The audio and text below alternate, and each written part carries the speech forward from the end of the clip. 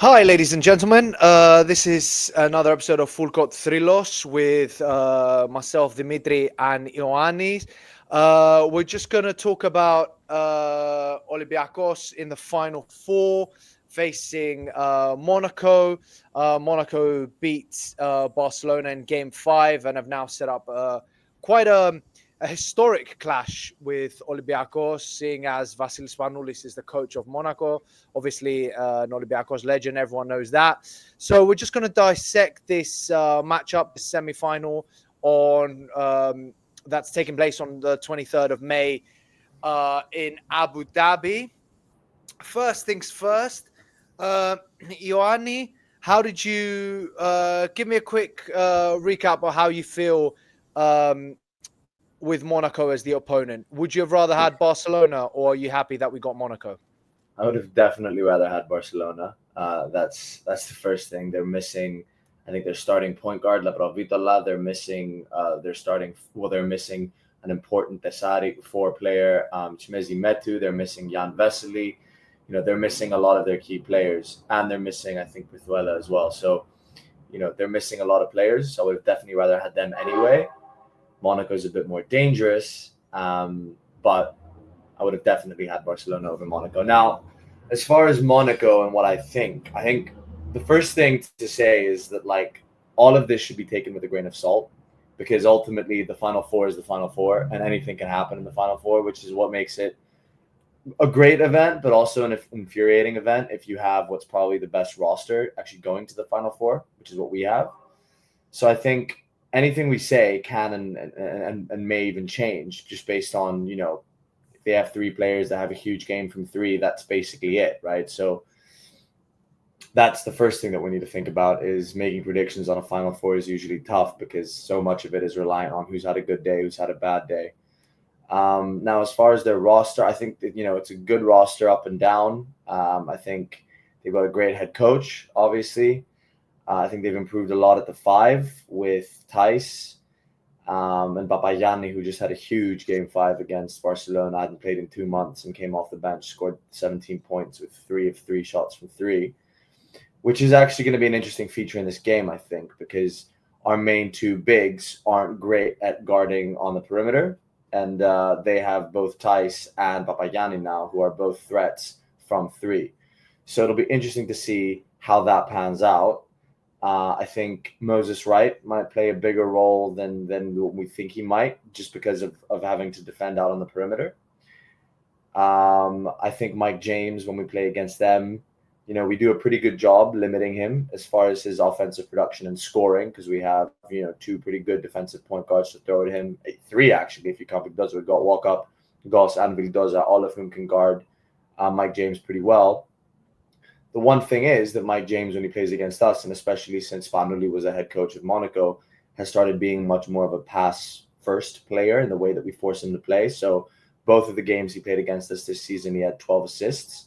So, a lot of it's going to be about whether, Jordan Lloyd, Elliot Kobo, Alpha Diallo, all the Jaron Blossom game, whether these players can hit their shots, whether they can hit the open threes that Mike James will give them. So that's going to be obviously a very important part of the game. Overall, I like our chances against them. I think we're a deeper team. I think we're a better team. I also think we're better coached as of right now. I would have rather had Monaco than Fenerbahce in the semifinal, if that tells you anything.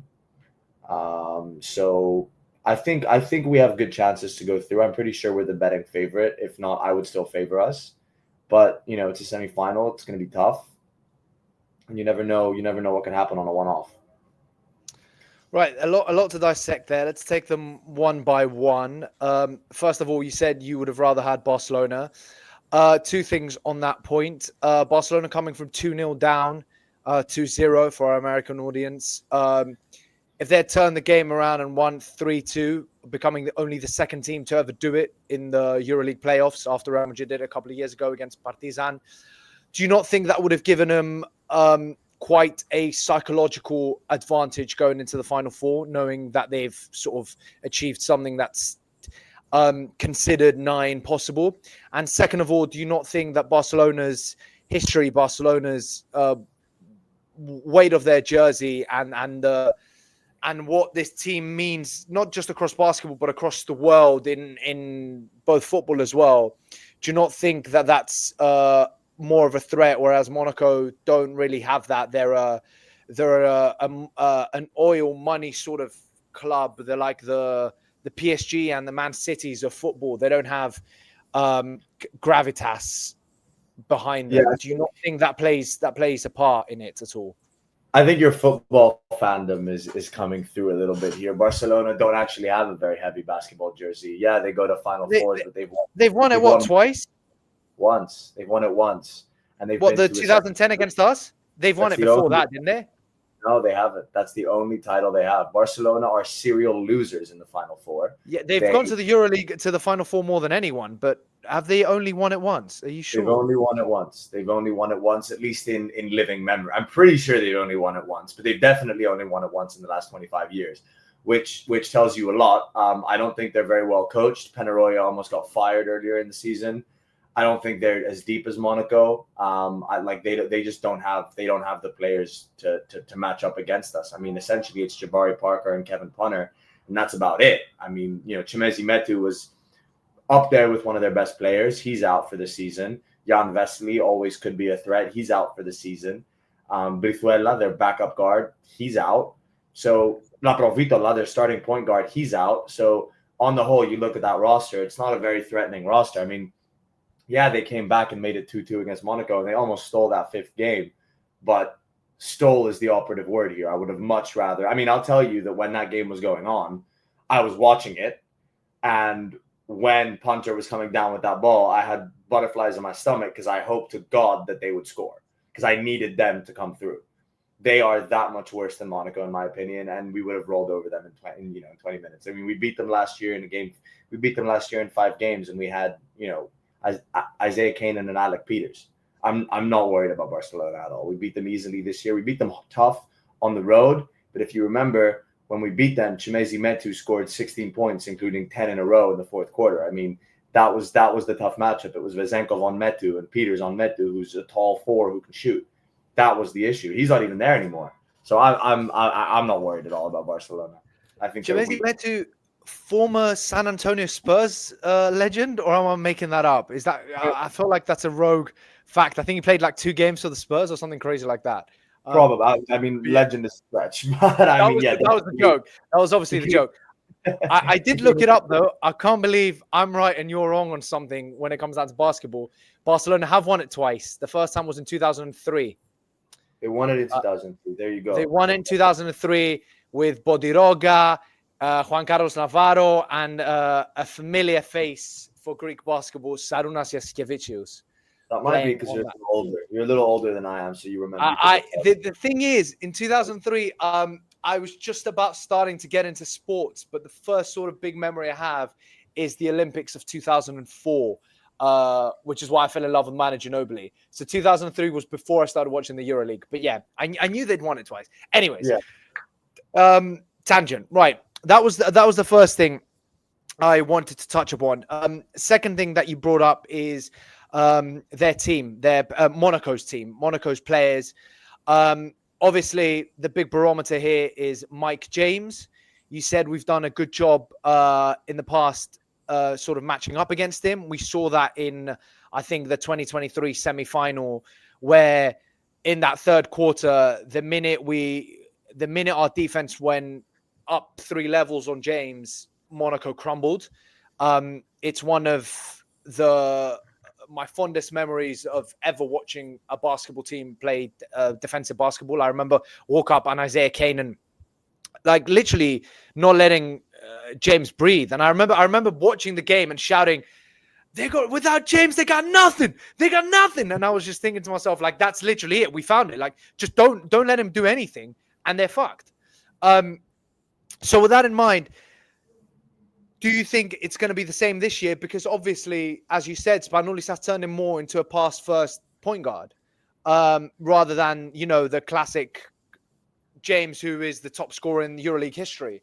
So do you think the fact that Spanoulis has changed him and he's now had however long, the majority of the season with him, with him as his coach and has sort of tweaked his game a bit, do you think that's going to harm us because we're more used to playing against scorer James rather than facilitator James? I mean, let's get one thing clear. Scorer James is still scorer James. I think what Spanoulis did was he gave him another dimension to his game that he can now turn to in the event that either his shots aren't falling or the defense is closing in on him. So we won't be able to win the game by limiting Mike James anymore, because Mike James is going to look for passes and he is going to find them, right? In both games against us, I mean, he had 10 points in the first game, 11 in the second one. Inefficient shooting, 40% shooting from 2 and 3 in the first one, and then 20% from 3 in the second one. I mean, he didn't have a great offensive game as far as scoring, but in both games, again, he had 12 assists. So he definitely added a lot of value from that aspect. So I don't think this is about just stopping Mike James defensively. I think it's about, first of all, making sure that he has to make that pass to Akobo, make that pass to Diallo, make that pass to Blossom Game, and then just make sure that our defensive rotations are on point and that we get out to those shooters, so that we make life hard for them. I think, whether or not they can hit their shots will play a huge role in that. So it's kind of about whether the supporting cast will be in a position where they can beat you, because Mike James by himself isn't going to beat you in the same way that Sasha Vezenkov by himself isn't going to beat you. And we can speak to the defensive coverages that they can throw at Vezenkov later if you want, because that's also, I think, an important part of this game. But Mike James by himself, no, I don't think that's enough. Okay, so that was actually the next thing I was going to touch upon. How do we win the game outside of our defensive play? Like, what do you see as our offensive weapons? Obviously, the whole season, Sasha has been our MVP. Obviously, Fournier has been averaging like 16 points in the season or something like that, mid-teens at least. So there's Alec Peters, but where is our secret weapon? Is there a secret weapon, or is it going to be the Olympiacos that we've been seeing throughout the entire season? Because as you mentioned, and as we all know, the Final Four, the best team in the season doesn't necessarily win. It's one-off games. So do you think Barzokas could change something and try to tweak things specifically for Monaco and then hopefully for the final? We won't talk about the final, don't want to jinx it, but you know what I mean? Or do you think he's going to go sort of tried and trusted and stick to a game plan that he's had the whole season? I think he's definitely going to, stick to the game plan, because that's just the way we've always, we've always played under him. It's that quick, fast motion offense, that unselfish offense. I think, the key to us winning, number one, it would help if both Vezenkov and Fournier had big scoring. We're on good form that weekend, right? If we can get. What are we talking about? Good scoring. What? So give me numbers for Fournier. So Vezenkov is going to give you 20 points a game on average. Okay. I think over the Final Four, if we play both games. Now I think one big factor is whether he can get his points early, because when Vezenkov gets his points early, we tend to win the game. Every time Vezenkov is hitting his early threes, we race ahead to a 20-point lead, because when he's doing that, it's unstoppable. You look at all those games where we did that, where Vezenkov was very sort of effective in the early sort of 5 minutes of the game when he's hitting those threes that he's taking, that it's going to be a relatively easier game. So I think, number one, you're going to get that from Vezenkov. You're going to get that production from Vezenkov. The question is just whether you're going to get 17 inefficient points or whether you're going to get 25 efficient points, right? So one or the other. If it's 25 efficient points, it's going to be a much easier win. If it's 17 inefficient points, then it's going to be a little harder. We're going to need more people to step up. Now, Fournier, it's a tough one with Fournier, right? Because Fournier can sometimes come out and have these superhero performances where he's scoring 25 points and he's super efficient from three and he's scoring isolation threes, which are, I think, very, very incredibly valuable to us, because we tend to have those. Because we don't have that. We don't. And we have those phases in games when our offense lags a bit, when we don't have answers. And that happened against Real twice, I think 3 times even it happened. It's happened in the past against other teams. It happened against Real Madrid in the regular season as well. And what happens when you have somebody that can just, grab the ball and just say, okay, clear out. There's 7 seconds on the shot clock and I'm about to get in my bag and maybe hit a step back 3 or drive to the hoop or make something happen offensively. That's when, you kind of get over those humps, because our big problem is we have those lulls and the other team makes runs. But if we can cover those offensive lulls with some individual brilliance from Fournier for a 5 or 6 or 7 minute stretch, usually in the third or the early fourth quarter, I think we won't have a problem. So I think if we can get that kind of production out of Fournier over the weekend, I think we're going to win the whole thing. Because if you get a Fournier that's scoring 20 points a game and he's doing it on 50% shooting from three, then I'm confident that Vezenkov and Fournier are going to give you what they need to give you. And then one of Goss, Papanikolaou, Peters, Milutinov, all of these players are going to give you something valuable. So I think the third then key is making sure that some of the supporting cast steps up, right? And I think we're going to need to see, ideally, it would be great to see big game from McKissic. I know McKissic had a drop in form, but he had two relatively good games against Monaco this season. In the first game we played against him, he had 18 points. In the second game we played, he had 7 points. In both of them, he was effective, and he played well. I think the problem against Monaco was that he missed his free throws in that second game. But besides the point, I mean, the whole team missed the free throws in the second game. I think, was that the game that we missed 14 free throws? That was, we were 19 of 33 that game. That was the game. So it was bad. Point is, I think, Vezenkov and Fournier need to give you big performances. They need to step up, and that's what you paid them multiple millions for, right? That's what you paid Fournier $2 million for. So you can come in and he can score 20 points in the Final Four, right? And then beyond that, you need a couple of the supporting cast to step up, right? If those two both step up, then all you really need is Goss to give you 10 points, McKissic to give you 10 more, and then you're basically done. That's effectively what you need. Who do you think? Okay, so that's what we need. Who do you think is going to be that third factor? Who do you think is going to step up based on, the seasons that we've had over the past few years, based on knowing the players, based on the fact that we've had pretty much the same team last couple of seasons, plus minus a couple of players?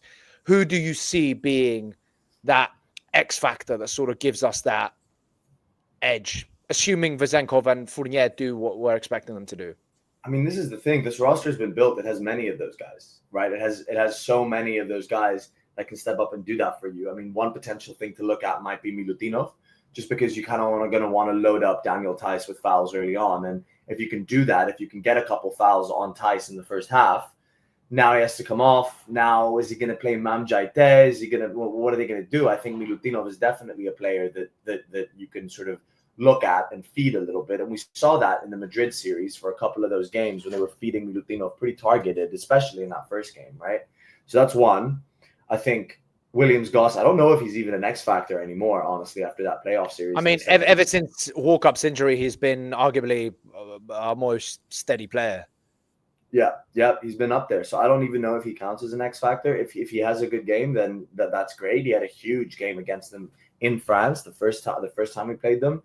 Fournier didn't at the time. He was playing in France, and I think he took way too many shots. He was very, very inefficient, if I can recall. Yeah, he was 4 of 13 from 3 that game. But Goss hit 2 huge threes in the fourth quarter when the game was close, and we closed that game out. So Goss is another one. And then McKissic, when McKissic has good games, we tend to win. I know you're a big fan of Shaq McKissic. I love the guy, but sometimes he can be inconsistent. But I think you're right though. When he performs, we win. Yeah, the only game I can think of that he performed and we didn't win was that Fenerbahce game in the first game of the season. But that was Vezenkov and Fournier's worst games, right? He was the only one performing in that game. Yeah. If we get a good game out of McKissic, which gives us a downhill threat, there's a different type. That could probably what you describe as an X factor on this team. Him and Fournier's ISO with the 3 and McKissic's ISO with the driving to the basket are two things that only those two players sort of bring. No one else necessarily brings that type of game offensively to Olympiacos. So yeah, I could see that as well. I agree. Although I think, Alec Peters as well. I think for me, it's going to be Goss. He's been in great form. I hope I don't jinx the man, but I know that a lot of people, we've talked about this before, but our fan base is very quick to judge and very quick to go after people's throats and stuff.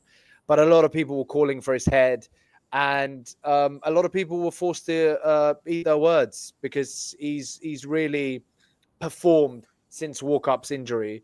And even though Walkup's back, I think Barzokas fully trusts Goss to play his game. So I think if all goes according to plan, he's going to be that third guy that that does it for us. Right. last thing before we close up, and the most important thing, obviously, Vassilis Spanoulis. First of all, how do you feel? Do you have any weird feelings about it? Any good feelings about it? I mean, my dad, when he didn't watch the game, but when I told him that it was Monaco, he was like, "Oh, wow, this is."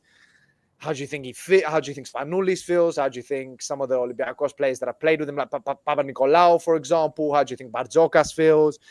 So there's a lot of, added weight to this game because of who Spanoulis is. But at the same time, do you think coaching-wise, actual basketball-wise, it's going to make a difference too, outside of the extragonistica, the outside of the game factors? I mean, yeah, I think the interesting thing is that Panathinaikos has the same thing going on as well, because they're playing against Saras. Yeah, so it's literally former players. I think, look, but obviously Spanoulis is a much bigger legend for us than Saras is for them. It's like if they had Diamandidis as the opposing coach. It's not necessarily the same. Of course, it's not. I think it's tough, right? Because look, Spanoulis is a killer. Spanoulis is a competitor. Spanoulis wants to win. That's who he is. That's why we love him. I don't think he cares ultimately, right? Like I think he's one of the most mentally tough people of all time in Europe, at least. Like he's exhibited that mental toughness and that competitive edge. Of course, he loves us. He loves the fan base. He loves the club. He loves the team. But ultimately, he loves his drive to win more. It's definitely going to suck if Spanoulis is the one that eliminates us from the Final Four. I think that's a very weird mix of emotions, right? So I think it's, it's going to be tough emotionally. I think most of all for our fans. I don't think our team really cares that much. I think it's just another team that they have to play. They were going to see at some point eventually. As far as, the coaching aspect, look, I think it's going to make a difference in the sense like he's a better coach than Sasa Obradovic was for Monaco. I think that's a bold claim. Sasa Obradovic for Monaco, not Zeljko Obradovic. Yeah, that's Sasa Obradovic, the bold guy that Monaco had before Spanoulis. Yeah. I don't think that's a particularly bold claim. I mean, in the 8 months that he's been in charge, you're safe to say that he's a better coach than everything that Sasa Obradovic achieved for Monaco? I mean, Sasa Obradovic didn't really achieve. I mean, yeah, they went to one Final Four, but they lost the Game 5 at home last year, and they had a significantly better roster than Fenerbahce in my mind last year. Like, I think Sasha Obradovic has had great rosters, and he I haven't seen any particular greatness from him. Throughout Spanoulis' coaching career, I have seen him achieve great things consistently. When he was coaching Peristeri, he took them, I think it was, to the Champions League Final Four. Yeah, he did. And then he went, then he coached the national team, and all of a sudden, we were super well coached this year. People can talk about their complaints about our Olympic performance, but the national team finished in the top 6 in the world in the Olympic tournament. We came close to beating Canada. We had a few very good games in the Olympics. So I think he's exhibited that he's a good coach. And ever since going to Monaco, the players have spoken. Mike James was speaking to this as well, is that Spanoulis understands the players. He understands the competition. He understands what's needed to win. And he has a modern way of playing basketball. Like, you see the way that Monaco shares the ball. It's a lot better than how they used to play. They used to play ISO ball to a large extent. And that was why it was so easy for us to lock them out in that third quarter. A lot of the time it was Mike or Ellie or, Alpha, do something, do anything, score. Now you're just seeing some of these sequences that Monaco comes up with, and it's, drive, kick, extra pass, drive again, kick to the corner, extra pass, open three. That kind of basketball wasn't the basketball that Monaco used to play. I mean, you just even look at Game 5. Papagiannis hadn't played in 2 months. Spanoulis came out and said, I saw him in practice the day before, and my instinct told me that he could be good in this game. Papagiannis came in and basically carried them to the win. Were it not for that performance, we'd be talking about Barcelona right now. So I think Spanoulis has showed us a lot. At least with Spanoulis, it's a different thing, and a thing we haven't faced before. If it was Obradovic still coaching them, we knew that we could beat them. But Spanoulis is different, and he plays a different brand of basketball, and he makes Mike James a pass-first player, which just makes him more multidimensional and more dangerous just because of that. So I don't know. I'm a little bit more worried with Spanoulis than without Spanoulis. I think he's a very good coach. I think he's got the right mentality. He's got the right instincts. He's a winner. So as far as personalities are concerned, yeah, I have an issue. I'm worried about it. It'll be interesting to see as well how, how the fans are going to interact with this. Like, you're in a EuroLeague semifinal. It's the last 5 minutes of the game, and then you see Spanoulis, and then there's a questionable call, and you see Spanoulis going to the refs and gesticulating and shouting. What do the fans do? You know what I mean? Like, how do you like that's just it's a weird situation, because you know how the fans have to be in an important game, but at the same time, like, that's your entire franchise for 10 years. You can't just. So I don't know. It's going to be an interesting one. Okay, finally, I know you touched upon it right at the start, but just to double check, opinion on the game. How do you see it? Do you see us winning? I think we win. I think it's an all-Greek final. You think it's an all-Greek final? Okay. I'm not going to ask you for who you want and talk more about the final. I don't want to jinx it. We'll touch upon that hopefully after the semi-final. But for now, thank you very much for that, Ioanni. Hopefully, next time we chat, we're even happier than we were today. And we talk about our next opponents. But yeah, very interesting game coming up in that semi-final. There's a lot to it. Very different feelings compared to 2 years ago. Was it 2 years ago when we had them? Yeah, 2023. Looking forward to it. But just like you, I'm optimistic. I think we're going to beat them. I think this is our year. Olympiacos seems very healthy on so many levels. So yeah, we'll leave it there. Thanks, guys, for joining us, and catch you soon.